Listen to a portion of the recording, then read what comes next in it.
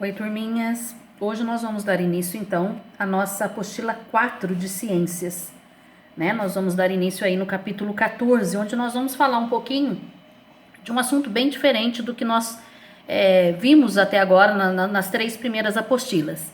Essa última apostila, ela traz um pouco sobre o planeta Terra.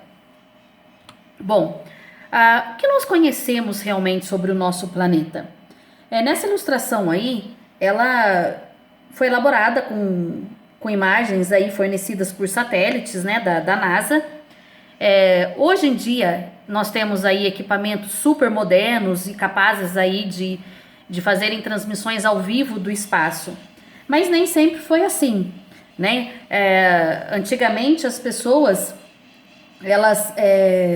os saberes relacionados aí às características do planeta Terra e aos componentes do espaço, eles eram formulados apenas com observações a olho nu da natureza, né? Porque eles não tinham equipamentos. Hoje em dia, olha só, essas imagens aí que eu trouxe para vocês, são imagens super modernas, feitas com satélites aí super de primeira linha mesmo, né? Super bem equipados, que conseguem captar aí detalhes do nosso planeta que antigamente com certeza aí não eram vistos, né? Aí a região de Nápoles, aqui nós temos o Estreito de Gibraltar, dá para ver aí até as luzes mesmo, né?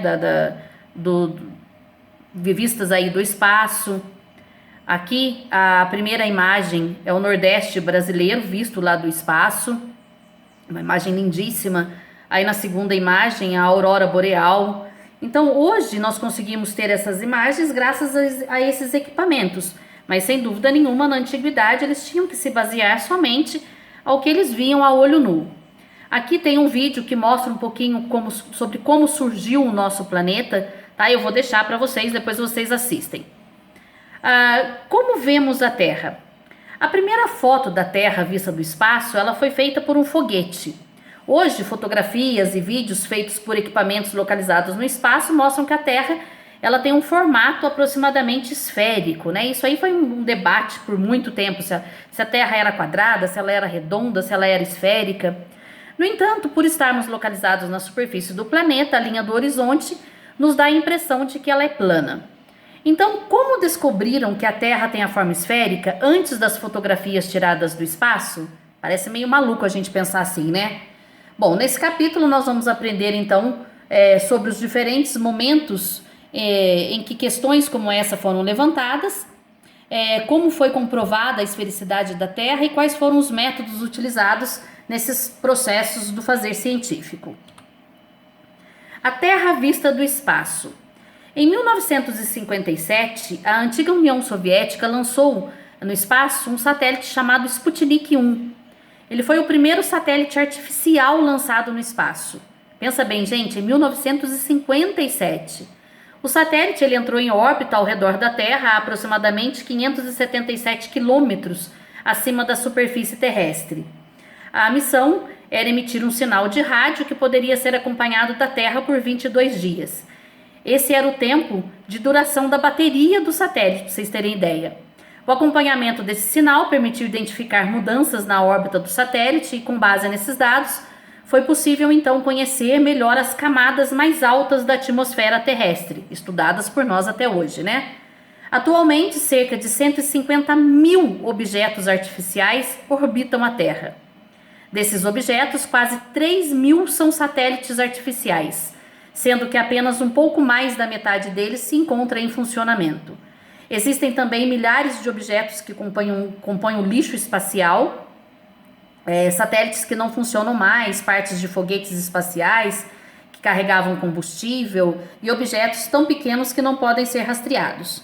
Aqui nós temos uma ilustração realista que mostra a Terra rodeada por satélites artificiais e uma parte do lixo espacial.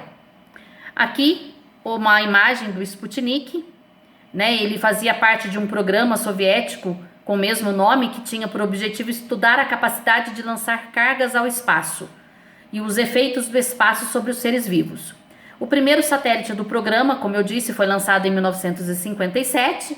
Posteriormente foram lançados os satélites Sputnik 2, 3, 4, 5 e o Koralb Sputnik. O lançamento do Sputnik 1 e o êxito da sua missão inauguraram então o que se chamou de corrida espacial, né? Uma competição tecnológica, econômica e sem dúvida nenhuma política que ocorreu entre os Estados Unidos e a antiga União Soviética, entre o fim da Segunda Guerra Mundial.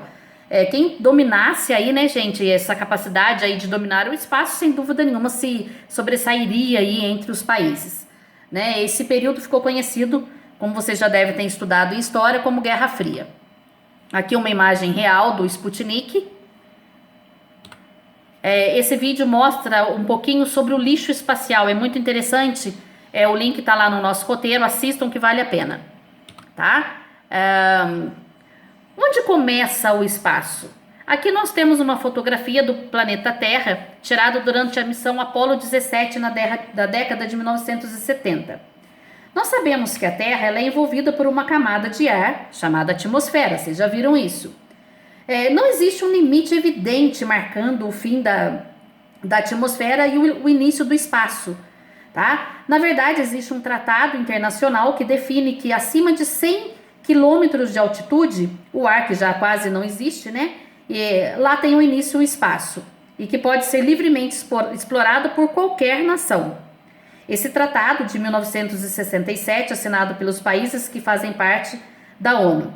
A primeira pessoa a ver a Terra do espaço foi um astronauta russo, Yuri Gagarin, em 1961, a bordo de uma nave chamada Vostok 1, a 315 quilômetros de altitude.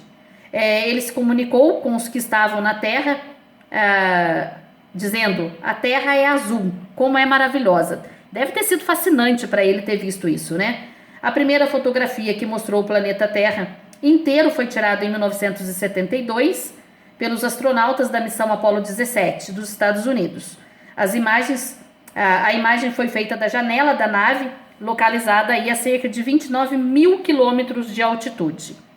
A primeira fotografia aí, então, tirada do espaço, na verdade, ela não tinha nada de azul, né? Ou a Terra cheia de cores aí, que nós conhecemos hoje. Mas mesmo sem nunca ter visto a verdade, a primeira imagem registrada do nosso planeta do espaço foi uma fotografia em preto e branco e granulada, tirada no dia 24 de outubro de 1946. Ela foi produzida por uma câmera de cinema acoplada a um míssil que foi lançado aí numa base do Novo México. Várias fotografias foram capturadas a 65 milhas de altitude, né, ou cerca aí de 104 quilômetros. E ela caiu no solo terrestre a uma velocidade de 500 quilômetros por hora e não sobrou muita coisa dela não. Tá? Aí embaixo vocês têm um vídeo também que mostra algumas imagens do planeta Terra que são bem interessantes, vale a pena assistir, tá bom? Eu vou fazer uma pausa e volto daqui a pouco para a gente dar continuidade ao capítulo 1 da apostila 4.